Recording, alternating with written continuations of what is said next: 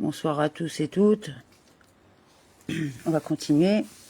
Alors, 8 Sivan 5785, Char Ehud Vaimuna, chapitre 1, suite. Et bien que le mot pierre n'ait pas été mentionné dans les 10 paroles de la Torah, comment dire donc que des lettres issues des 10 paroles sont revêtues d'un élément comme la pierre? Néanmoins, la vitalité coule vers la pierre par le biais des combinaisons et substitutions de lettres. Exemple de substitution, un « et » peut être substitué d'un « aleph », car ces deux lettres sont articulées par le même organe de la phonation, qui sont transposées suivant les 231 portes, dans l'ordre droit ou inversé, comme il est écrit dans le Sefer Yetzira, jusqu'à ce que descende et découle des 10 paroles la combinaison des lettres qui forment le mot « pierre ». Et cette combinaison de lettres issues des 10 paroles est la vitalité de la pierre.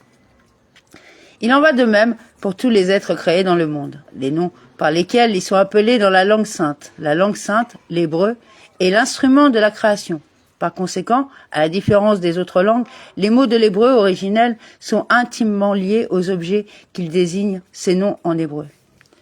Sont précisément les lettres de la parole qui descendent du degré en degré des 10 paroles mentionnées dans la Torah, au moyen de substitution et de permutation des lettres suivant les 231 portes, jusqu'à ce qu'elles atteignent et qu'elles se revêtent d'un être créé particulier pour le faire vivre.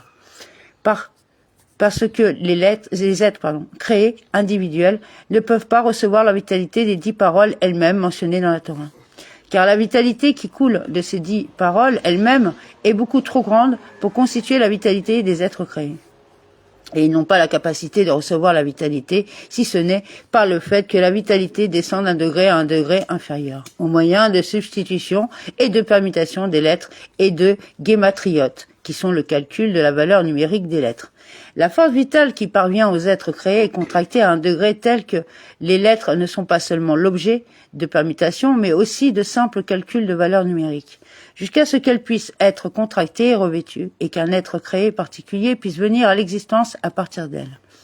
Et le nom qui est donné à l'être créé dans la langue sainte est un réceptacle pour la vitalité condensée dans les lettres de ce nom, laquelle est descendue des 10 paroles mentionnées dans la Torah, lesquelles 10 paroles contiennent la force et la vitalité pour créer un être ex nihilo et lui donner vie à jamais. Car la Torah, et le Saint béni soit-il, ne font qu'un. Dieu a le pouvoir de créer ex nihilo et les 10 paroles originelles contenues dans la Torah ont de même ce pouvoir. Car lui et la Torah ne font qu'un. Amen, ve amen.